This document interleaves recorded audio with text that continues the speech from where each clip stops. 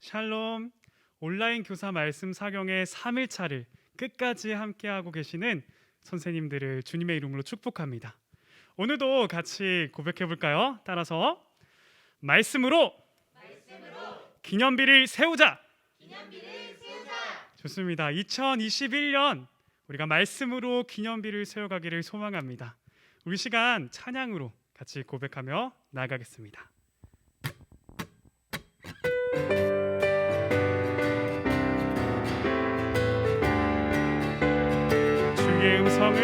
주의 음성을 내가 들으니 사랑하는 말이세. 믿는 마음으로 주께 가오니 나를 영접하소서. 내가 매일 십자가 앞에 더 가까이 가오니 그새 주의 흘린 보배 비로소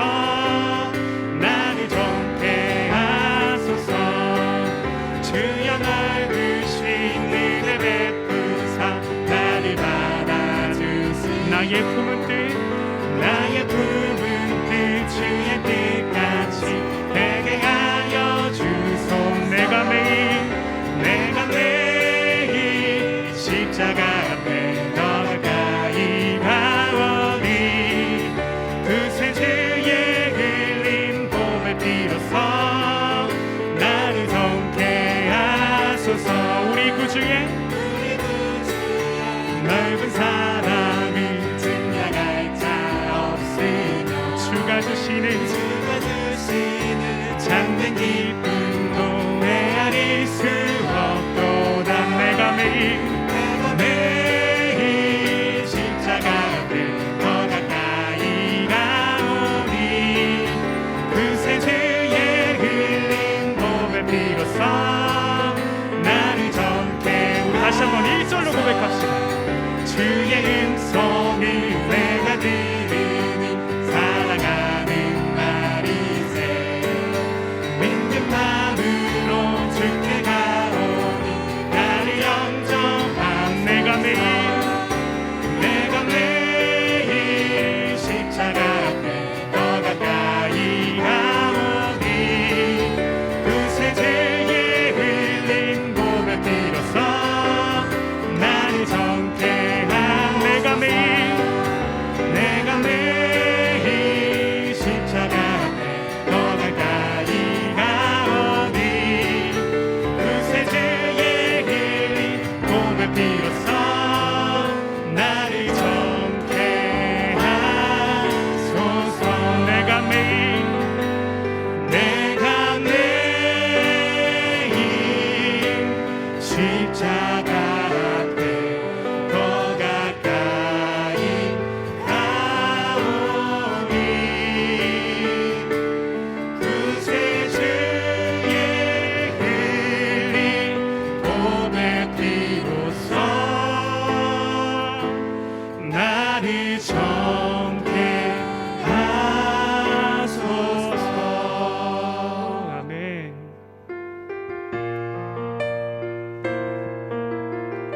이 시간 나를 만드시고 나를 가장 많이 알고 계시는 주님께 나아가기를 소망합니다.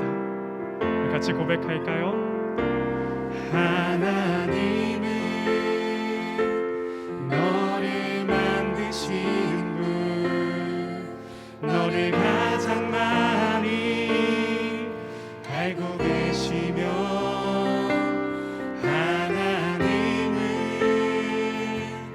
너를 만드시는 분, 너를 가장 깊이 이해하신단다. 너를 지키시는 분, 너를 지키시는 분, 너를 절대 포기하지 않으며 하지 않으며, 하나님은 너를 지키시는 분, 너를 지키시는 분, 너를 쉬지 않고 지켜보신단다. 그의 생각, 그의 생각 셀 수 없고, 그의 자비 무궁하며, 그의 성실 날마다 새롭고, 그의 사랑 끝이 없단다. 이번에 2절로 고백할 텐데요. 2절의 가사를 너를이 아닌 나를이라고 바꿔서 같이 한번 고백했으면 좋겠습니다. 하나님은 나를 원하시는 분, 나를 원하시는 분, 원하시는 분, 이 세상 그 무엇 그 누구보다 하나님은 나를 원하시는 분, 나를 원하시는 분, 나와 같이 있고 싶어하신단다. 하나님은 나를 인도하는 분, 인도하는 분, 광야에서도 폭풍 중에도 하나님은 나를 인도하는 분, 나를 인도하는 분, 푸른 초장으로 인도하신 같이 고백합시다. 그의 생각 셀 수 없고, 그의 자비 무궁하며, 그의 성실 날마다 새롭고, 그의 사랑 끝이 없단다. 그의 생각, 그의 생각 셀 수 없고, 그의 자비 무궁하며, 그의 성실 날마다 새롭고, 그의 사랑 끝이 우리 믿음의 고백으로 나아갑시다. 그의 생각, 그의 생각 셀 수 없고, 그의 자비 무궁하며, 그의 성실 날마다 새롭고, 그의 사랑 끝이 없단.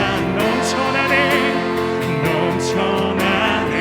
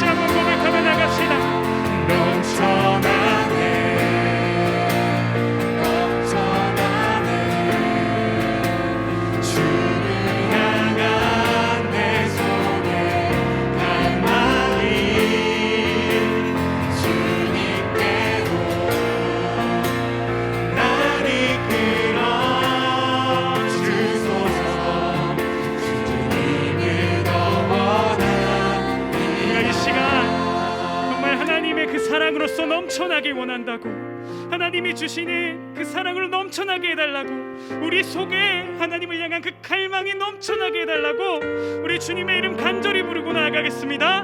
주여, 하나님, 나의 마음 가운데 하나님의 사랑이 넘쳐나게 원합니다. 하나님을 향한 나의 그 갈망이 넘쳐나게 원합니다. 하나님, 은혜를 부어주시고 주의 말씀 가운데 우리가 새롭게 도전하게 하여 주시고, 하나님 그 말씀을 붙잡고 하나님을 향한 그 사랑이 넘쳐나게 하여 주시옵소서. 하나님, 우리가 그 사랑을 붙잡고 있는 것이 아니라 우리 주변 아이들에게도 그 사랑을 흘려보낼 수 있게 하여 주시옵소서. 주여, 하나님 그 사랑을 원합니다. 하나님 그 사랑이 흘려나가기 원합니다. 하나님 붙잡아 주시옵소서.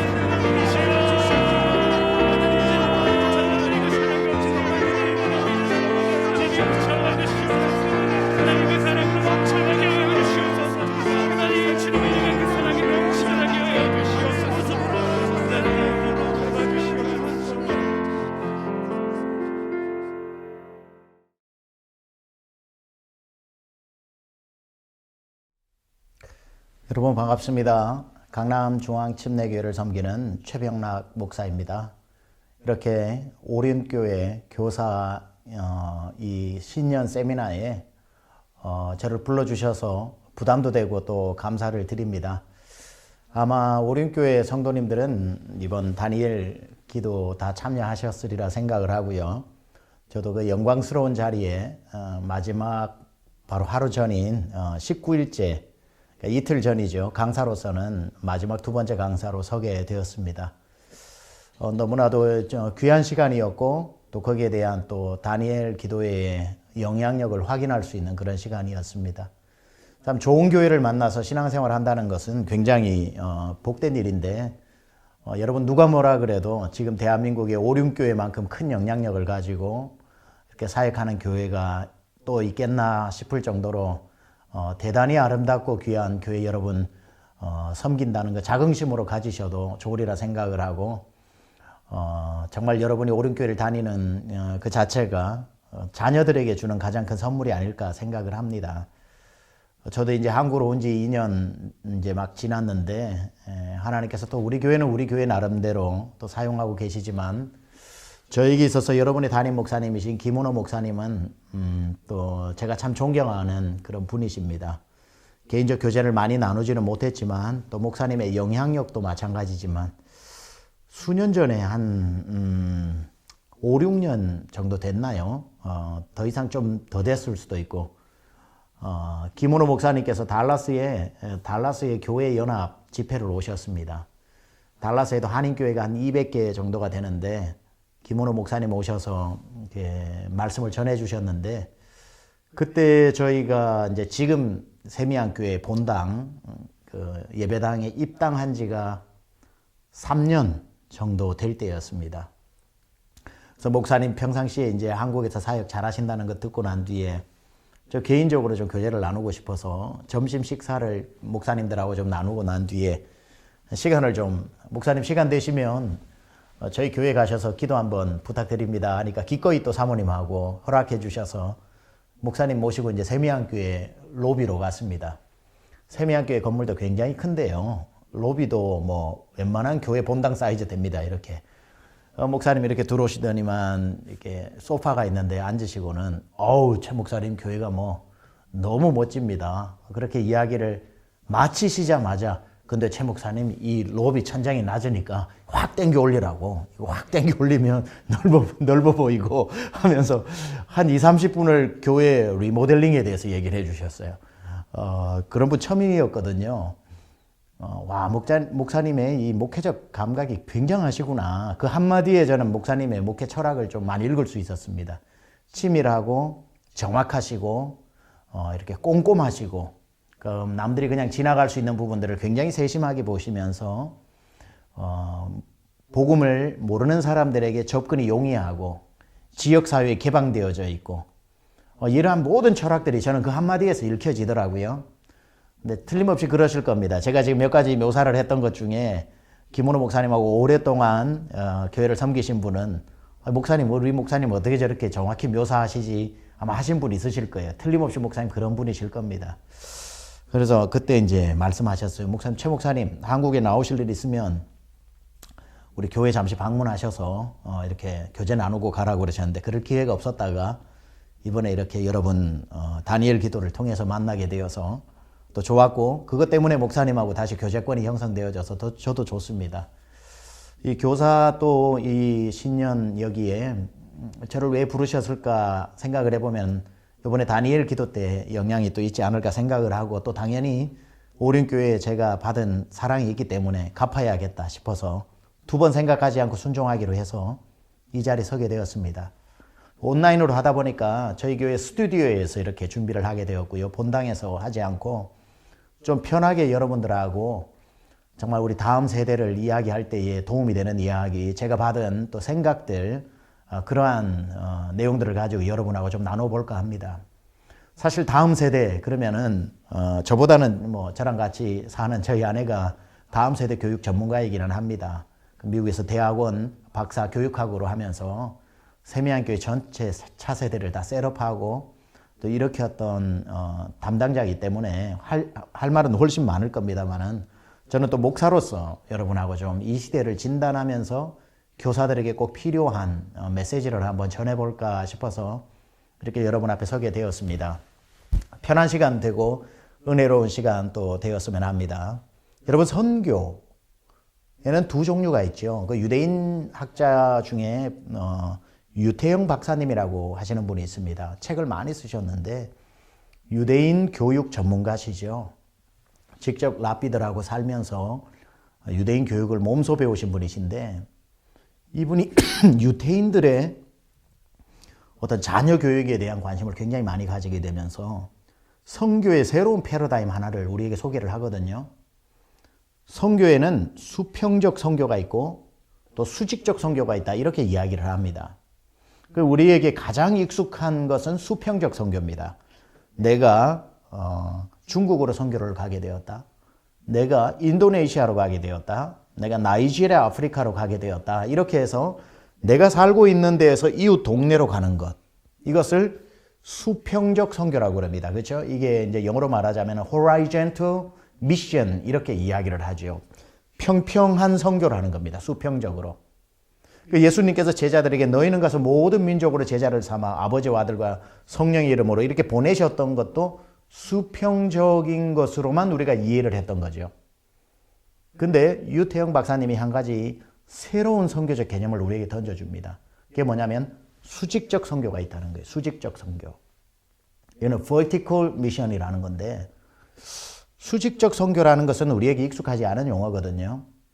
그 이스라엘 사람들은 사실 말해서 수평적 선교에는 관심이 없었습니다. 유대인, 그리고 이방인, 이방인은 버린 백성, 우리 이스라엘은 택한 백성, 이렇게 되어 있었기 때문에 수평적 선교는 신약 시대에 와서 예수님의 지상 명령을 가지고 모든 땅으로 흩어지는 수평적 선교가 이루어졌고, 구약은 그야말로 수직적 선교의 시대입니다. 무슨 뜻이냐면 할아버지가 아버지에게 복음을 전하고 아버지가 아들에게 복음을 전하고 그 아들이 또 자기의 아들에게 복음을 전해가는 세대와 세대로 generation to generation으로 흘러가는 그 선교를 수직적 선교라고 얘기하는 거죠. 위에서부터 밑으로.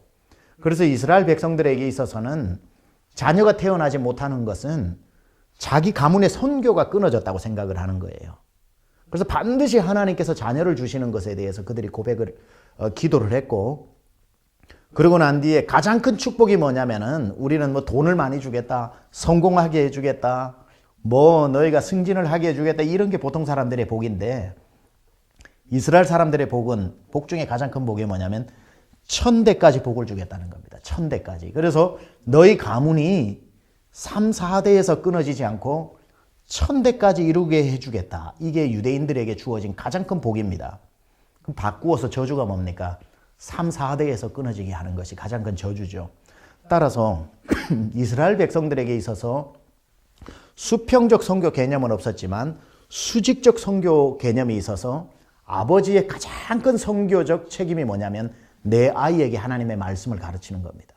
토라로 말씀을 가르치고 부지런히 앉았을 때나 일어섰을 때나 나갈 때나 들어갈 때나 문지방이나 미간이나 혹시 손목에 하나님의 말씀을 계속해서 토라, 그죠? septuagint라고 그러죠. 창세기, 출애굽기, 레위기, 민수기, 신명기, 이 모세오경을 가르치는 것.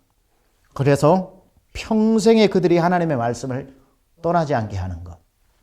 그렇게 전수해주고 나면 자기는 죽어도 됩니다. 왜냐하면 그들의 영혼의 개념은 나는 죽지만 내가 우리 아들에게서 살아있기 때문에 그들은 죽어 천국 가는 개념이 아닙니다. 유대인들은. 내가 우리 아들 안에 살아있는 거예요. 우리 아들은 내 손주 안에서 살아있어서 대가 끊어지지 않으면 나는 영원한다. 영원히 산다라고 믿기 때문에 그 믿음을 전수해주고 사라지는 겁니다. 그럼 그 아들은 그 손주에게, 그 아들은 그 아들에게 해서 복음이 흘러가는데 한번 생각해 보세요, 여러분. 제가 조금 기침 감기가 와서 가끔씩 기침하더라도 양해를 부탁드립니다. 만약에 내 아들이 내 아들이 하나님을 믿지 않는다면 선교가 끊어진 거죠. 그러면 그 아들은 그 아들에게 하나님의 말씀을 가르치지 못할 것이고 그 아들은 또 그 아들에게 가르치지 못할 것이며 그렇게 해서 하나님 없는 세대가 생겨버리는 거죠. 그렇게 되기 때문에 한 대라도 하나님을 떠나는 대가 나오면 그 다음 세대들은 다 미전도 종족이 되는 겁니다. 그래서 우리가 생각하는 수평적 선교보다 유대인들의 이 수직적 선교를 하는 것은 너무나도 중요한 개념이었던 거죠. 그게 그래도 이루어졌기 때문에 그 대를 이어 예수님이 오시게 되고 인류의 구원자가 오신 것 아닙니까? 저는 우리 교회 안에 반드시 이 두 가지 균형이 이루어져야 된다고 봅니다. 첫 번째는 부지런히 우리가 땅끝까지 이르러 복음을 전해야 되는 수평적 선교. 대한민국 교회 세계 1등으로 하고 있는 겁니다. 그런 수평적 선교사들이 여름 단기 선교, 장기 선교, 중장기 선교사 계속 보내고 선교지에 신학교 세우고 병원 세우고 학교 세우고 이건 우리가 포기할 수 없는 하나님의 선교 미시오 대인 건 맞지만 교회 안에 또 하나의 선교사님들이 누구냐면 바로 교사들이라는 거예요. 교사들은 어떤 선교를 감당하는 사람이냐면 수직적 선교를 감당하는 선교사들이죠. 우리 자녀들에게 하나님의 말씀을 가르치는 거. 그래서 우리 자녀들이 말씀을 떠나지 않는 거. 그래서 그 아이들이 성인이 되고 가정을 이루어 그들이 또 자기 자녀들에게 하나님의 말씀을 전해서 오륜교회에 앞으로 50년 후에 100년 후에 300년이 지나도 오륜교회 다음 세대들에서 하나님 없는 세대가 등장하지 않게 하는 거. 그래서 모든 세대에 이 복음이 흘러가게 함으로 말미암아 지금 눈에 보이는 여러분 몇만 명의 성도님이 아니라 앞으로 계속해서 여러분에게 맡겨줄 수십 수백만 명의 그 사람들을 다 전도할 수 있는 수직적 선교는 너무 중요한 거죠. 따라서 저는 교사는 교회 안에 수직적 선교사들이다. 이렇게 분명한 아이덴티티를 드리고 싶은 겁니다. 여기에서 여러분 사명감이 나오는 거예요. 멀리 가서 선교하는 수평적 선교사님들만 여러분 선교사님이라고 생각하지 마시고 오늘 교사인 여러분 수백의 여러분들이 바로 선교사님들인 거죠. 선교 대상자는 바로 미전도 종족보다 더 미전도 종족 되어져 있는 우리 자녀들. 이 자녀들은 하나님의 말씀으로 가르치는 것. 저는 이게 가장 큰 중요한 여러분의 사명이라고 생각을 하고요. 제가 드린 제목에는 성경에만 밑줄 긋지 말고 삶에도 밑줄을 그어라 이렇게 표현을 했는데 제가 좀 한때 열심히 읽었던 기형도 시인의 시 중에 우리 동네 목사님이라고 하는 시에 나오는 구절입니다. 우리 동네 목사님이 늘 하셨던 말씀이 성경의 밑줄을 긋지 말고 삶의 밑줄을 그어라 이렇게 말씀하셨다는 대목인데 저는 성경도 중요하기 때문에 성경에도 밑줄을 긋고 삶에도 밑줄을 긋는 삶을 우리 선생님들이 먼저 살고 아이들에게 그러한 균형 잡힌 삶을 가르치는 것이 또 교사가 아닐까 생각합니다. 주제가 이 성경이다 보니까 오늘은 성경을 중심으로 여러분에게 좀 풀어보려고 합니다. 우리 선생님들이 생각하실 때 이 성경이 왜 이렇게 중요한가? 그리고 성경을 중요하다 그러면은 우리 교사들은 성경을 어떤 자세로 어떻게 믿어야 하는가? 여러분이 성경을 절반 믿으면 학생들은 10분의 1도 믿지 않습니다. 여러분이 온전히 성경을 믿으면 학생들은 한 절반 정도 믿을까요? 따라서 교사들 중에 절대 그런 일이 있어서는 안 되지만 심지어 목회자들 중에서도 성경을 100% 다 하나님의 말씀으로 믿지 않는 사람이 슬프게도 있습니다. 오륜교회는 그런 교회 아니라서 너무 감사하고요. 여러분 그런 교사 아니라서 너무 감사합니다. 제가 1998년도에 사우스웨스턴 신학교 유학을 갔습니다. 유학을 사우스웨스턴. 저 달라스 텍사스에 있는 신학교인데요. 그 사우스웨스턴 베프티스트 디얼로지컬 세미너리라고 제가 대전에서 신학교 다닐 때 우리 교수님들이 다 그 학교를 나오셨어요.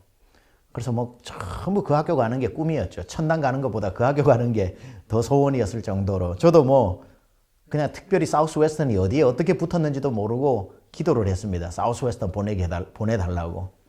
그리고는 제대하고 난 뒤에 공부하고 사우스웨스턴에 입학을 하게 되었으니까 토플도 여러 번 떨어졌어요, 저는. 그러면서 열심히 준비해서 그 IMF 때 드디어 텍사스로 갔습니다. 뭐 텍사스 가면은 사람들 말 타고 다니는 줄로 생각을 하고 텍사스 카우보이만 이야기하는데 우리 교수님도 추천서 써주시면서 저보고 그러시더라고요. 오, 병락이 텍사스로 가는구만. 말 타고 다니겠네? 그러시더라고요. 그분은 조크를 한 건데 실제로 말을 많이 탔어요. 제가 또 가서. 저희 집에 가면 카우보이 모자도 있고 부츠도 있고 그런데 여러분 달라스는 한 1,000만 명 사는 대도시입니다.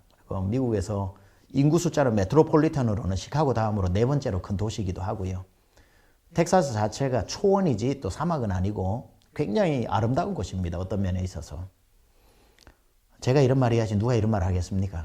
이 텍사스를 사랑하는 사람, I love Texas, I'm a Texan 이렇게 이야기를 하는데 거기에 이제 세계에서 제일 큰 신학교가 있어요. 그게 사우스웨스턴 신학교가 규모로는 세계에서 제일 크고요. 신학적으로는 가장 보수적인 학교입니다. 가장 보수적인 학교라서 침례교뿐 아니라 장로교 이런 합동 측에서도 많이 이제 웨스트민스터 가지 않고 사우스웨스턴으로 많이 오는 분들이 많이 있었거든요. 왜냐면은 이제 미국에는 침례교회가 가장 큰 교단이면서 동시에 이 성경적으로 굉장히 컨서버티브 보수적인 유명한 교단이기 때문에 거기에 정점에 서 있는 게 제가 공부했던 사우스웨스턴입니다. 제가 사우스웨스턴을 지금 자랑하려고 계속 이걸 강조하는 게 아니고 그렇게 미국에서 가장 보수적인 학교, 이 성경을 금과 옥조로 여기는 학교. 그 침례교는 특히 또 성경에 있으면 하고 없으면 안 한다 막 그래서 성경의 가치를 가장 중요시 여기는 교단의 가장 전통적인 교단으로 제가 갔단 말이죠. 근데 98년도에 도착했을 때 학교에 엄청난 바람이 불었습니다. 교수님의 절반이 교체가 되어지는 일이 수년에 걸쳐서 일어나게 된 겁니다. 딱 하나의 이슈 때문에. 97년, 98년, 99년까지 이어졌던 이 변화의 바람이 어떤 거였냐면 교수님들 중에 가장 보수적인 신학교 교수님들 중에서도 성경 무오설, inerrancy of the script라고 그러는데 성경의 무오설 때문에 절반이 나뉘어진 겁니다. 아무도 믿지 않을 겁니다. 사우스웨스턴이라는 신학교가 그런 논쟁이 있었다는 거. 절반은 뭘 믿었냐면 The Bible contains the word of God. 성경은 하나님의 말씀을 담고 있다라고 믿는 사람이었고 절반의 교수는 The Bible is the word of God. 성경이 하나님의 말씀이다라고 믿는 사람이었습니다. 여기서 체크포인트. 오륜교회 교사들은 자, 1번, 2번 중에 여러분은 뭘 믿습니까? This Bible contains the word of God. 이 성경은 하나님의 말씀을 담고 있습니다. 1번. 2번. This Bible is the word of God. 이 성경은 하나님의 말씀입니다. 2번. 자, 1번 손 드세요. 2번 손 드세요. 1번 손 드신 분들은 회개하셔야 됩니다. 여러분, 성경은 하나님의 말씀도 담고 있는 게 아니라 1.1획도 오류가 없는 하나님의 말씀이라는 거죠. 여러분 믿으십니까? 너무나도 저에게 있어서는 당연했던 말이 세계에서 가장 보수적인 신학교에서 교수 절반이 성경은 하나님의 말씀을 담고 있다. 다른 말로 하면 하나님의 말씀이 아닌 것도 있다. 그걸 절반이 믿고 있어서 그때 켄 햄필 총장이 부임하면서 성경이 하나님의 말씀을 담고 있다라고 가르치는 교수를 다 해임시킨 겁니다. 그리고는 자유주의에 빠질 뻔한 사우스웨스턴 신학교를 구해낸 겁니다.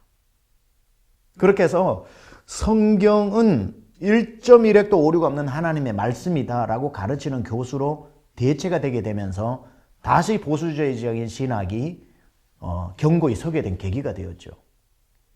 저는 처음에 거기 갔을 때 너무 헷갈리는 거예요. 헷갈린다기보다 충격을 받은 거죠. 아니, 이 당연한 것을 논쟁을 하고 있다는 자체가. 물론 제가 공부를 안 한 건 아닙니다. 자유주의 신학도 많이 했고 여러 가지 해방신학에 대한 공부도 했고 다 해서 무슨 말을 하는지 그런 신학교들도 알고 있고 그런 주장들도 알고 있지만 그러한 신학적 논의가 가장 미국에서 보수적이라고 하는 학교의 중심부까지 들어와 있었다는 게 너무 놀란 거죠. 자, 그러면 한번 생각해 보세요. 거기에서 공부를 하게 된 목회자들이 나중에 지역교회 담임 목회자가 되었을 때에 하나님의 말씀을 가르치는 분들 중에 정말 어떤 생각을 가지고 있을지 끔찍하지 않습니까?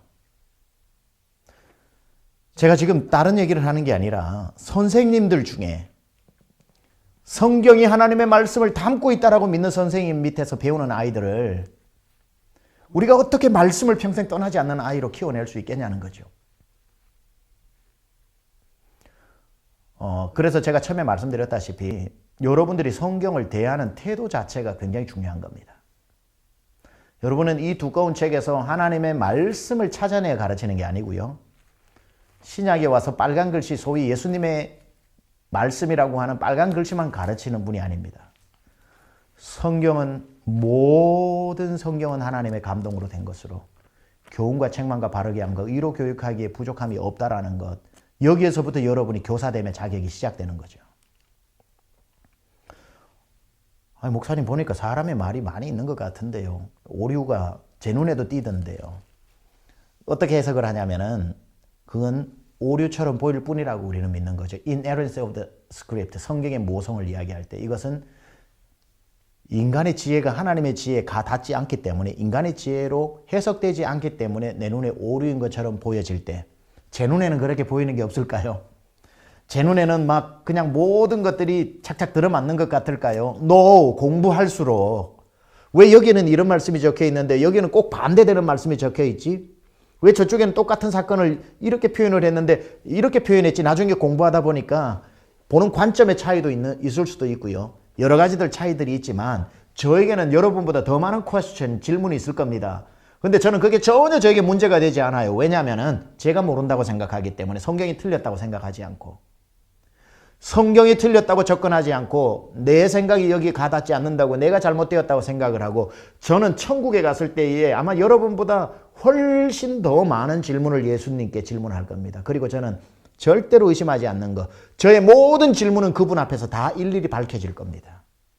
제가 아마 이 무릎이 제일 멍이 들 정도로 치면서 그랬죠. 아, 그렇군요. 그럴 줄 알았어요. 아하, 주님이 그날에 제 지혜로 와닿지 않았던 모든 비밀들을 다 보여주실 텐데 제가 이곳에서 이것이 오류다, 이것이 잘못됐다, 이게 틀렸다라는 저의 짧은 지식으로 이것을 재단하지 않겠다는 거죠. 저는 교사의 생각이 바로 거기에서 출발해야 된다고 봅니다. 그래야 하나님 말씀 앞에 무릎을 꿇는 자예요. 찬양도 있잖아요. 하나님 말씀에 두려워 떠는 자, 그 말씀에 생명을 거는 자, 한 사람을 찾는다고. 말씀 앞에 무릎을 꿇을 줄 아는 사람이 세상 앞에 무릎 꿇지 않고 말씀 앞에 하나님 나는 다 모릅니다. You know everything, I know nothing. 나는 아무것도 모르고 성경, 즉 하나님의 말씀은 1.1획도 오류가 없다라고 하는 이 분명한 말씀에 대한 기준. 여러분 이번에 주제가 오륜교회 신년 교사 주제가 하나님 말씀이라며요.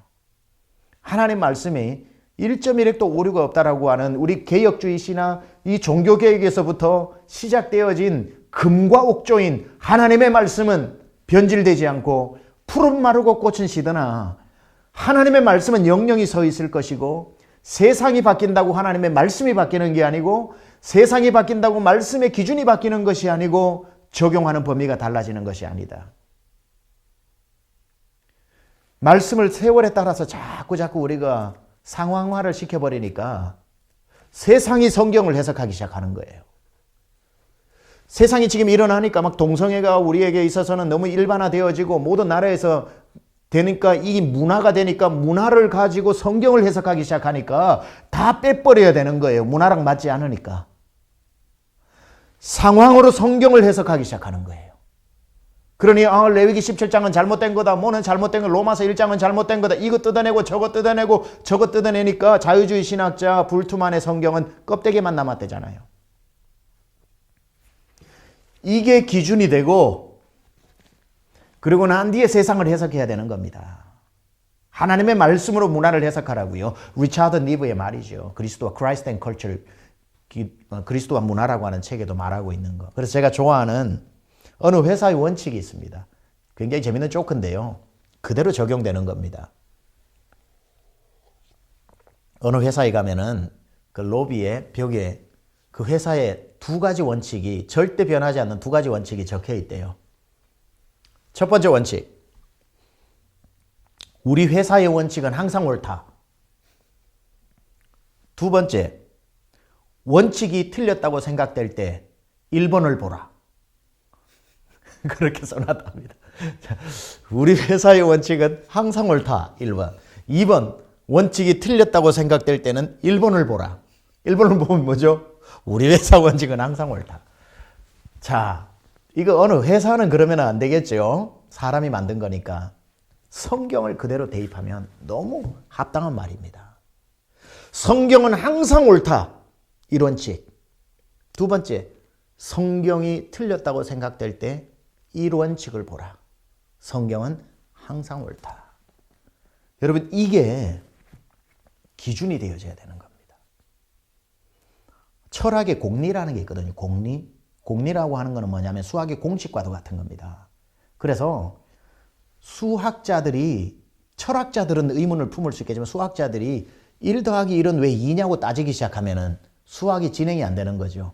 1 더하기 1은 2라고 하는 공식, 뭐 다른 수학적인 공식으로 묻지도 따지지도 않고 그대로 받아들이는 공리가 있다고요. 철학에서, 그리고 과학에서, 그리고 수학에서 모든 사람이 인정하는 공적인 이치라고 해야 되나요? 공리가 있단 말이죠. 그건 아무도 질문을 하지 않습니다. 거기서부터 학문을 발전시키기 때문에 common ground라고 그러죠. 아니, 수학에도 철학에도 공리를 가지고 이 공식은 건드리지 않는데 우리에게 있어서 공리는 성경이란 말이에요. 성경은 100% 옳다 시작하고 이 말씀을 가지고 내 걸 해석을 해야 되는 거죠. 내 거를 가지고 이걸 해석하는 게 아니라 내게 틀렸다 싶으면 1번을 보면 되는 거예요. 이건 항상 진리이기 때문에 바뀔 게 있고 안 바뀔 게 있는 거죠. 어떤 큰 배가 밤에 큰 배예요. 뭐 군함 비슷한 게 군함이겠죠. 쫙 가는데 칠흑같이 어두운 밤에 저기 앞에서 불빛을 환하게 비춘 배 한 대가 오더래요. 자칫하면 충돌하게 생겼어. 군함이 무서울 게 뭐가 있어. 마이크를 들고 앞에 오는 배 선회하라, 선회하라. 그 앞에 있는 배가 선회 안 하고 계속 다가오는 거예요. 그러니까 이쪽에서 더 큰 소리로 앞에 오는 배, 빨리 뱃머리를 돌려라. 그러니까 그쪽에서 이제 소리가 들리는 겁니다. 우리는 못한다. 그러니까 여기서 앞에 오는 배 피하지 않으면 충돌한다. 빨리 피해라. 저기서 우리는 못 피한다. 그러니까 여기는 군함이다. 너네들 박살난다. 그러니까 그쪽에서 하는 말이 우리는 등대다. 그렇게 얘기를 했다고 그래요. 등대하고 군함하고는 부딪히면 안 되는 거죠. 누가 피해야 됩니까? 군함이 피해야죠. 군함이 피해야죠. 등대가 피하는 등대가 어디 있습니까? 피할 수도 없을 뿐더러 무엇을 뜻하는 겁니까? 말씀은 등대란 말이에요. 높이 들려 비추는 빛입니다. 세상 모든 길 잃어버린 사람들이 그 빛으로 나와야 되는 건데 이 빛들이 너무 세다고 이 등대가 옮겨 다니는 등대가 있습니까? 없죠. 진리는 움직이면 안 되는 겁니다. 진리는 그 자체로 진리로서 그 자리를 지켜낼 때 거기에서부터 모든 세상들이 해석되어질 수 있다는 거. 이게 첫 번째 여러분에게 나누고 싶은 하나님의 말씀은 절대로 불변하지 않는 영원한 진리라서 세대 초월, 환경 초월, 상황 초월, 항상 말씀은 옳다. 이게 여러분들이 학생들을 가르칠 때 마음속에 굳게 새겨야 되는 넘버1 프린시플, 제1원칙입니다. 자, 이제 여러분 이 절대적인 말씀을 가지고 조금 현실적으로 어쩌면 예민해 줄 수 있는 얘기를 잠시 들어가 봅시다. 이게 내 마음에 새겨지고 난 뒤에 세상을 한번 보자는 겁니다. 세상을 가지고 자꾸 이거 해석하지 말고. 저는 미국에서 21년 살다가 왔습니다. 저희가 결혼하고 3주 만에 가서 아이들이 미국에서 태어났고요. 첫째 아이는 지금 이제 대학교 2학년이고 둘째 아이는 이제 대학을 들어가기 때문에 미국에서 태어나서 유치원, 초등학교, 중학교, 고등학교, 대학교를 다 다녀봤기 때문에 제가 미국의 현실은 누구보다도 잘 말씀드릴 수 있습니다. 미국의 기독교 국가로 시작한 건 확실하지만 절대로 지금은 기독교 국가라고 말할 수 없는 30%도 채 안 되는 사람이 크리스찬으로 교회를 다니는 사람. 그리고 많은 다민족으로 구성되어져 있다 보니까 자유민주주의 국가임에도 불구하고 하나님의 말씀을 오히려 여러분이 깜짝 놀랄 정도로 핍박받고 있는 곳이 미국입니다.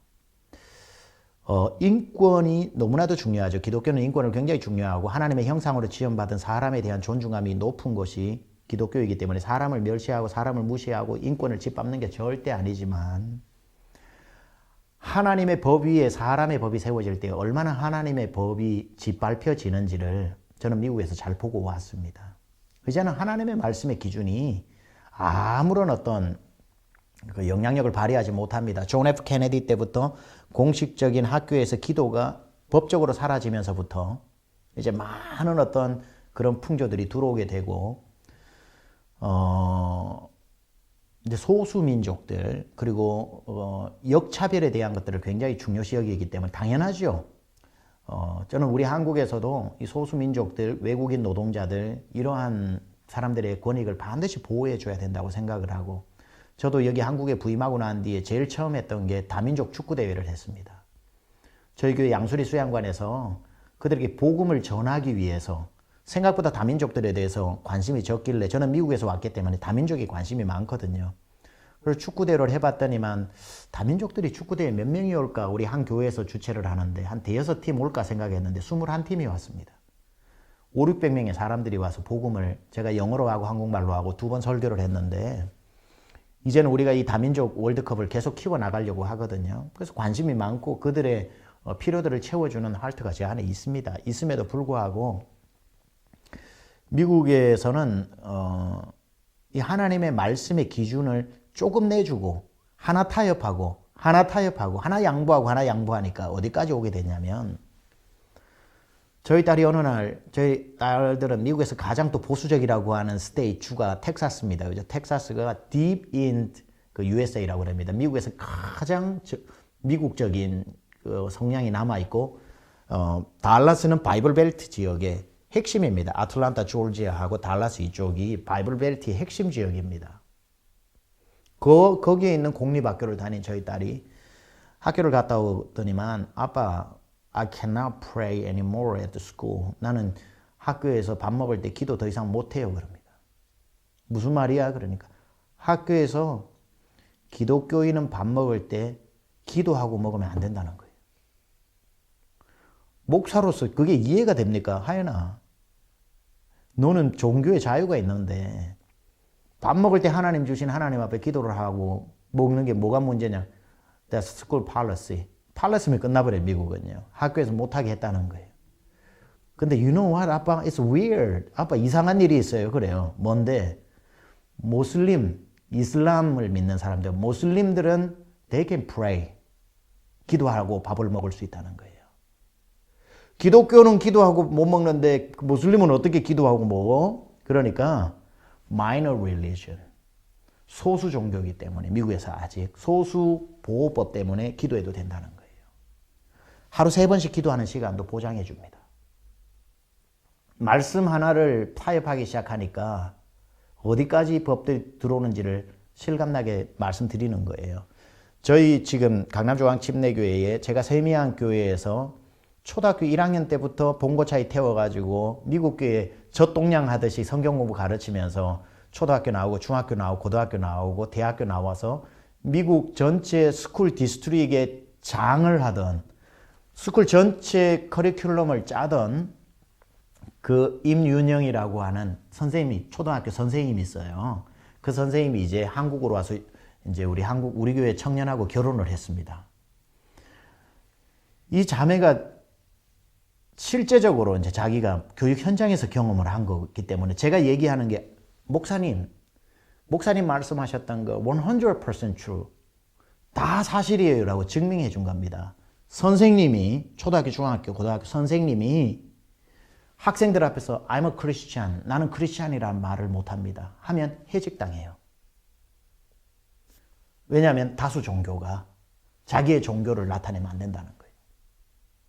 옆에 있는 인도 선생님이 I'm Muslim, 나는 이슬람 신자라고 얘기하는 건 완전히 오케이. 하나님의 말씀의 기준들이 점점 아이들 속에서 교실에서 교육에서 사라지게 됐을 때 얼마나 위험한지가 실제적으로 일어나고 있는 거죠.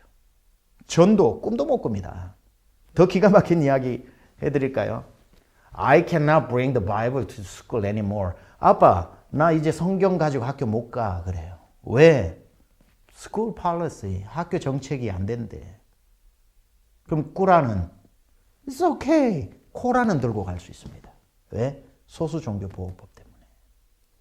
차별 금지죠. 차별하면 안 되죠. 그러나 이런 차별이 일어날 수 있기 때문에 우리가 거기까지 가지 말자고 이야기하는 겁니다. 살다 왔다고요. 실제적으로. 캘리포니아는 훨씬 더 심각합니다. 아니 가장 보수적이라고 하는 텍사스가 그 정도면 캘리포니아는 벌써 가장 자유로운 곳이라고 하는 캘리포니아야 말할 것도 없죠. 예를 한번 들어볼까요? 캘리포니아에 통과된 법안들이 몇 개 있는데요. SB 48이라고 하는 법은요. 고등학교 때까지 동성애의 의무 교육을 받아야 됩니다. 자기 원하든 원치 않든. 근데 그 정도가 아니라 동성애의 역사를 가르치면서 영웅시 시키고 있는 법안입니다. 그게 SB 48 조항입니다. SB 1172라고 하는 조항이 어떤 조항이냐면요. 이게 다 주법입니다. 주법. SB 1172법은 동성애에 있는 동성애자에게 탈동성애를 위한 상담이 금지되는 법입니다. 그 누구도 동성애자에게 상담을 해주면 안 되는 겁니다. 탈동성애를 위한.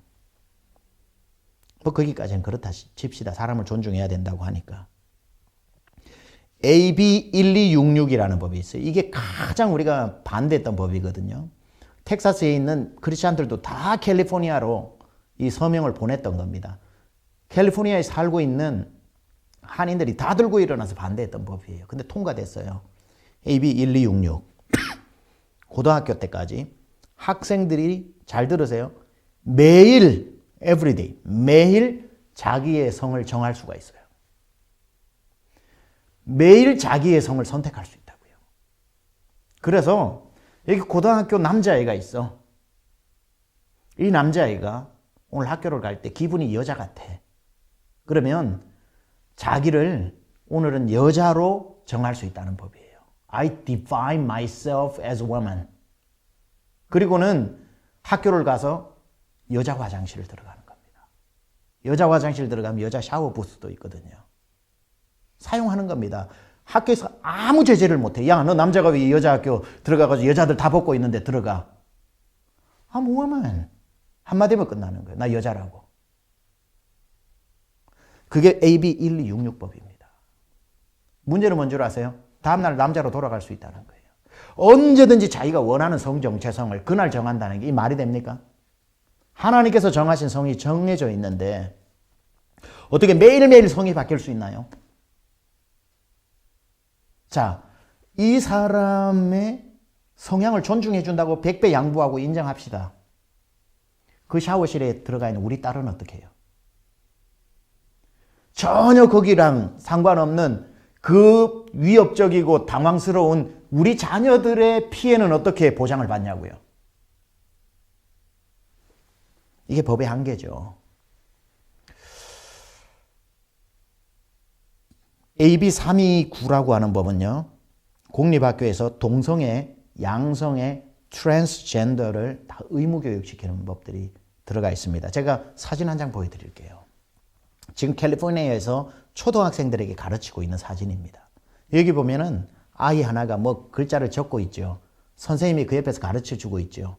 선이 하나 쭉 있는데 잘 안 보이지만 맨 왼쪽에는 female이라고 여성이라고 적혀 있고요. 맨 오른쪽에는 male, 남자라고 적혀 있습니다. 멀쩡한 아이에게 계속 가르치는 겁니다. 너는 여자냐 남자냐 묻지 않고 너는 여기에서 어느 지점에 있냐고 자꾸 물어보는 거예요. 아이가 이렇게 가르치고 있으면 너는 60% 남자야. 너는 40% 여자야. 이런 식으로 성 정체성을 계속해서 가르치고 주입시키고 너는 이 사이 어딘가에 있다라고 자꾸 가르치면서 아이들의 성 정체성을 오히려 흔들어 놓고 있다는 거예요. 성경의 기준은 하나님이 남자와 여자로 만드셨음에라고 하는 기준이 없으니까 말도 안 되는 이런 기준들이 등장을 하면서 아무 기준이 없는 아이들에게 가르치게 되는 거죠. 제가 미국에서 우리 유스 아이들, 중고등학생들에게 계속 제가 설교를 하면서 가르쳤던 게 뭐냐면은 얘들아, you're not there yet. 너네 아직 다 크지 않았다. 목사님도 어릴 적에 보니까 초등학교 때 남자친구가 훨씬 좋더라. 근데 난 동성애자 아니다. 중학교 사춘기가 오니까 여자가 이뻐질 때가 오더라. 그럼 그때만 내가 이성애자가 된 게 아니라 고등학교 되다 보니까 내 남자친구랑 노는 게 너무 재밌더라. 어깨동무하고 손잡고 가는 거. 그럼 또 내가 동성애자가 된 거냐? 아니, 사람은 성이 계속 자라는 거야. 어떨 땐 동성이 좋을 때가 있고 이성이 좋을 때가 있고 또 동성이 편할 때가 있고 결혼할 때가 이성이 좋을 때가 있고 나중에 50, 60대 봐라. 남자는 다 여자처럼 돼버린다. 여자는 다 남자처럼 되고 너네가 어떤 나이에 어떤 지점에서 너에게 분비되어지는 호르몬에 따라서 여성적 성향이 남자에게도 많이 드러날 수 있고 남성적 성향이 여자에게도 많이 드러날 수 있는데 그때 너희가 성을 바꾸어버리고 트랜스젠더가 되고 너희가 동성애자라고 쉽게 정하지 마라. Guys, you're not there yet. 너네들 아직 거기에 갔지 않았다. You still growing up. 아직까지 너희들은 자라고 있다. 아이들 정신이 번쩍 드는 거예요. 그 얘기를 듣고. 맞지? 근데 초등학교, 중학교 가면은 뭐라고 하냐면 너네들 오늘 정하라는 거예요. 부모님 말 듣지 말라고. 부모님들이 상담을, 여기 또 법 하나가 있는데 SB 673이라고 하는 법은 부모가 아이에게 성교육을 시키려면 주에서 허가증을 받아야 됩니다. 그 법이에요. 허가증 없이는 자녀에게 성교육을 못 시키는 거예요. 5학년 아이가 캠핑장에 갈 때도 이런 하나의 법이 있죠. 필링에 따라서 숙소를 정하게 만든다든지. 끔찍한 일들이 많이 일어나고 있습니다. 여러분 그냥 우리가 뭐 사람들이 반대하고 목사님들 교회는 왜 저래? No! 선생님들부터 우리 주일학교 교사 선생님들부터 중고등학교 선생님부터 말씀하고 있는 이것을 내가 평생 따르겠다라고 하는 기준 없으면 여러분들 소수가 이야기할 때는 말씀이 더 여러분 지키는 것 같지만 1000사람, 10,000사람이 얘기하기 시작하면 여러분들 이거 의심될걸요. 말씀 위에 바로 서 있어야 되는 거예요. 캘리포니아에서 좀 북쪽으로 올라가면 워싱턴주가 있고 워싱턴주와 캘리포니아주 사이 오른쪽에 있는 오레곤주가 있습니다. 오레곤주가 있는데 거기는 더 끔찍한 법이 통과됐습니다. 오레곤주에서는 미성년자가 부모 동의 없이 성전환 수술을 가능하게 하는 법이 통과가 됐습니다. 그냥 중학생이 가서 성전환 수술을 해도 된다는 거예요. 부모의 동의가 없이. 이외에도 너무 많아서 매사추세츠주에서는 올해 7월 달에 법안이 통과됐습니다. 카운티라고 하는 법안에 어떤 법안이 통과됐냐면 매사추세츠의 서머힐인가 하는 카운티에서 어떤 법이 통과됐냐면은 부부는 3인 이상으로 한다. 부부의 정의를 바꿔버렸습니다. 그러니까 부부가 얼마 전까지만 하더라도 남자와 여자 하다못해 이제 남자냐 여자까지 하다가 이제는 부부의 정의를 3인 이상으로까지 확대를 시킨 거예요. 여러분 하나의 고삐가 풀리면 이 고삐가 어디까지 가는지 우리가 심각하게 돌아볼 필요가 있다는 거. 제가 이걸 여러분에게 다 말씀은 못 드리겠습니다만은 참 마음이 아팠어요. 저는 우리 한국이 아무래도 미국을 많이 따라가잖아요. 우리 한국도 너무너무 지금 잘 사는 나라가 되었지만 보면은 모든 것들이 그 방향으로 따라가잖아요. 교회도 따라가고 있고 모든 문화도 따라가고 있다는 사실에 있어서 제가 끔찍하게 20년을 경험하고 온 게 한국에서 이제 막 시작되고 있다는 사실이 우리 주일학교 교실을 우리 선생님들에게 가장 어떤 면에 있어서 중요한 위치에 서 있다 이렇게 생각이 들고요. 우리 자녀들이 하나님의 말씀의 기준을 벗어나서는 정말 위험하겠다 하는 생각을 가지게 됩니다. 그래서 여러분들이 저는 두 가지 도전하고 싶은데요. 뭐 오늘 짧다 보니까 다 말씀은 못 드리겠습니다. 무슨 세미나리 10시간짜리 할 수 있는 것도 아니고 여러분 먼저 성경 잘 믿으세요. 그리고 아이들에게 성경 안에 있는 내용 하나하나를 가르치는 것도 중요하지만 통째로 뭐부터 가르쳐야 되냐면 이 말씀은 하나님의 말씀이라는 걸 가르쳐야 됩니다. 너네들 무엇을 펴서 읽어도 그거 하나님 말씀이다. 그대로 지켜야 되는 거야 라고 가르치는 하나님의 말씀을 대하는 태도. 오늘 우리가 가르치는 요한복음 15장 2절이라고 하는 구절, 16장 3절이라고 하는 구절 하나를 잘 설명하는 것도 중요하지만 선생님들이 아이들에게 이 말씀 전체를 그 아이들이 받아들일 수 있도록 하는 걸 계속 가르쳐 주는 것. 말씀은 변하지 않는 거야. 진리는 변하지 않으니까 진리라고 그러는 거고 그래서 성경을 진리라고 하는 거야. 풀이 시들고 꽃이 지지 하나님의 말씀은 세세무궁토록 그대로 서 있는 말씀이야. 그래서 진리라고 하는 거야. 금반지도 변치 않으니까 순금이라고 얘기하지. 변하면 말씀 아닌 거야. 변하면 진리 아닌 거야. 얘들아, 너네 평생 어떤 세상이 너에게 닥쳐와도 세상으로 성경 해석하지 마라. 성경으로 세상 해석해야 된다. 계속 가르치는 겁니다. 제가 아까운 저의 강의 시간 8분을 좀 할애해 보려고 합니다. 이번에 다니엘 기도회를 전국적으로 14,000교회가 했잖아요. 갑자기 이번 주에 어떤 춘천에 있는 목사님 한 분이 영상을 저에게 보내주셨어요. 최 목사님 얘기 나오니까 한번 잘 보시라는 거예요.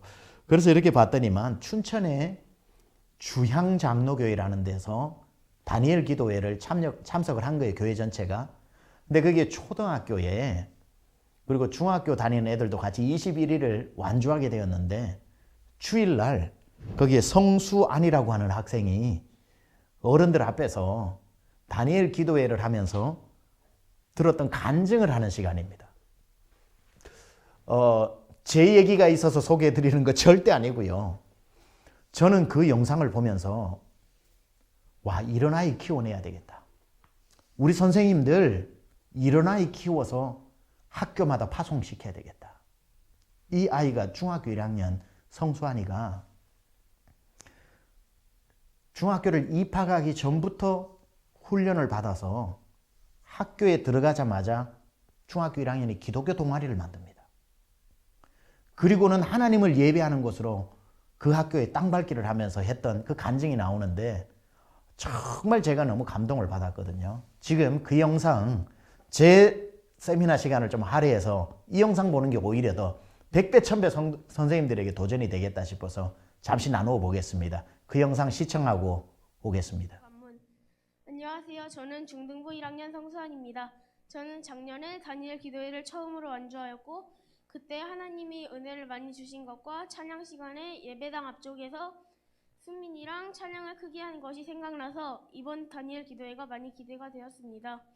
2020 다니엘 기도회 기간 중에 무슨 일이 생겨서 하루라도 빠질까봐 하나님께 제발 다니엘 기도회 기간 중에는 어떤 일도 일어나지 않게 해달라고 간절히 기도했습니다. 그 기도 덕분인지 놀랍게도 21일 기도회 기간 동안 아무 일도 생기지 않았습니다. 하나님께 감사를 드립니다. 이번 다니엘 기도회에 특별한 것이 하나 있다면 수민이와 제 옆에 하준이가 있었다는 것입니다. 하준이와 21일간 같이 찬양하고 말씀을 들어서 작년보다 몇 배로 말씀의 은혜가 되고 좋았던 것 같습니다. 수민이와 하준이 지원군이 2명이나 있어서 이번 다니엘 기도회는 문제 없었습니다. 다만 이번에 처음 들어간 중학교와 다니엘 기도회를 병행해야 했습니다. 학교는 학교대로 피곤해서 학교를 다녀와서 큐티를 하고 다니엘 기도회에 갈 준비를 하면 이미 딱 잠들기 전 상태로 온몸이 노근노근했습니다. 육은 매일 피곤해지지만 교회로 가면 제 영에 생기가 넘치기 시작했습니다. 영은 마치 지금 아침이 시작된 것 같았습니다. 마치 하나님이 제게 말씀에 집중하라고 하시는 것 같이 느껴졌습니다.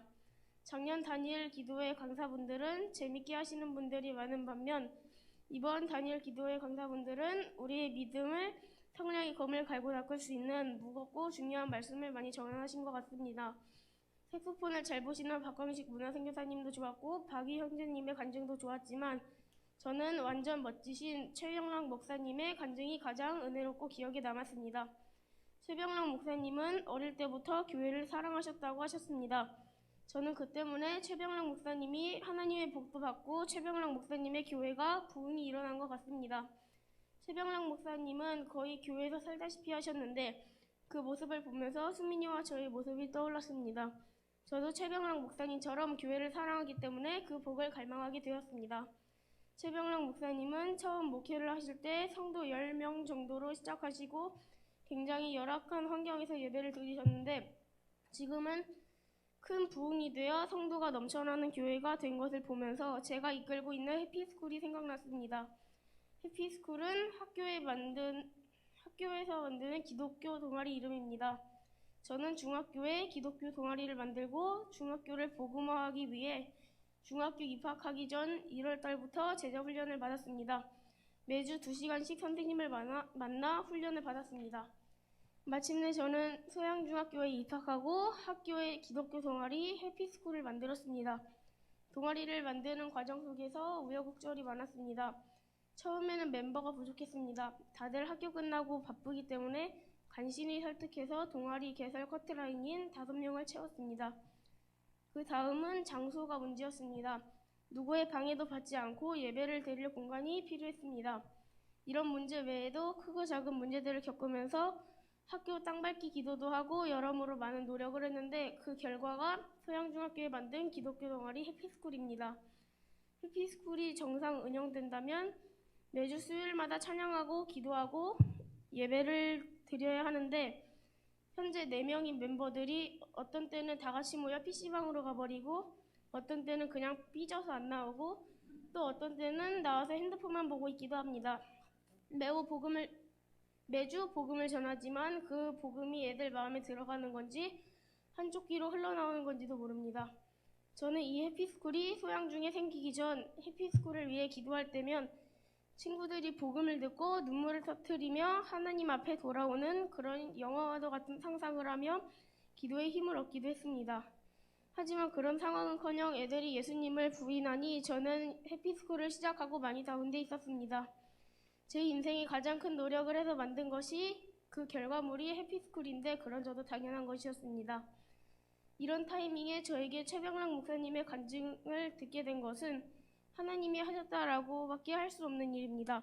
최병락 목사님이 처음 목회를 시작하신 환경이랑 현재 저희 해피스쿨의 환경은 같았습니다. 최병락 목사님이 하시는 교회도 저희 해피스쿨처럼 어렵게 시작해서 하나님이 부흥을 주신 것입니다. 모든 이에게 공평하신 하나님은 저희 해피스쿨에도 같은 역사를 베푸실 것이라고 저는 생각했습니다. 이 부분에서 저는 힘을 얻었고 해피스쿨에 대한 소망과 열정이 다시 타오르기 시작했습니다. 다니엘 기도회 20일의 강사분이신 정윤선 대표님은 하나님은 늘 옳습니다 라는 말씀을 내세워서 하나님께 기도하셨습니다. 저는 이 말씀을 내세우고 싶습니다. 이사야 60장 22절에 그 작은 자가 천명을 이루겠고 그 약한 자가 강국을 이룰 것이라. 때가 되면 나 여호와가 속히 이루리라 라는 말씀입니다. 저는 이 말씀이 제 삶의 표본이 되었으면 좋겠습니다. 하나님이 이 작은 저를 사용하셔서 해피스쿨을 부흥시켜 주신다면 이 이사야 말씀이 성취되는 것입니다. 저는 앞으로 해피스쿨을 할 때면 언제나 이 말씀을 가슴에 새기기로 했습니다. 이번 다니엘 기도에도 하나님이 큰 은혜와 감동을 주실 줄은 알았지만 역시나 하나님은 제 생각의 한계를 뛰어넘으셔서 갑절의 은혜를 주신 것 같습니다. 이번 2020 다니엘 기도회로 인해 저에게 해피스쿨에 대한 소망을 다시금 생기게 해주신 하나님께 감사합니다. 예, 여러분, 저는 이 수한 학생의 이 영상을 보면서 가슴이 막 뛰더라고요. 기도했습니다. 하나님, 우리 교회에 수한이와 같은 아이들이 많이 나와서 서울 전 지역 학교에 파송시키게 해주세요. 우리 선생님들이 이 꿈을 가지고 아이들을 선교사로 학교로 파송하게 해달라는 말씀이 무너지고 기준이 사라진 이럴 때에 정말 이런 수환이 같은 아이들이 정말 훈련받는 이 꿈이 생겨서 저도 우리 교회 사역자들에게 이 영상 다 보여주면서 정말 우리 아이들이 이렇게 키워보자고 이야기하고, 이 동생도 같이 이렇게 간증을 했던데, 제가 쓴 책을 가지고 수환이에게 긴 편지를 책에 써가지고 과자하고 가득 넣어가지고 크리스마스 때 선물로 보내줘서 드렸습니다. 저는 우리 다음 세대 키워놓으면 한국 기독교의 미래가 있다고 확실히 믿어요.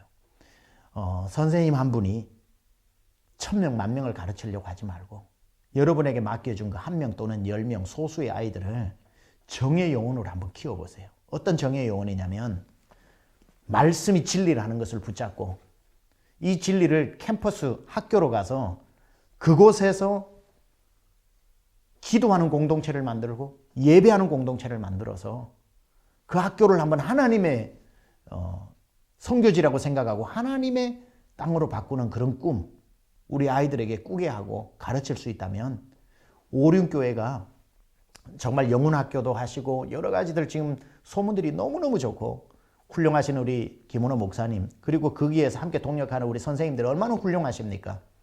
오륜교회가 이 일을 못 해내면 대한민국에 이 일을 해낼 교회가 어디가 있겠습니까? 저는 오륜교회가 하나님이 이 시대 앞에 세워준 너무나도 귀한 교회라고 저는 생각을 하고, 오늘 제가 뭐 이런 이야기 저런 이야기 하다 보니 시간이 훌쩍 가서 준비한 얘기는 다 나누지 못했지만 한 가지만 기억하셔요. 나는 이 말씀에 생명을 걸겠다. 그리고 내 교실에 오는 아이들은 이 말씀에 생명을 걸게 하겠다. 바뀌는 세상에 바뀌지 않는 말씀을 들고 가게 하겠다. 바뀌는 세상으로 바뀌어서는 안 되는 성경을 해석하지 않겠다. 절대적인 하나님의 말씀에 이 기준을 가지고 마땅히 가르칠 것을 어린아이에게 가르치라.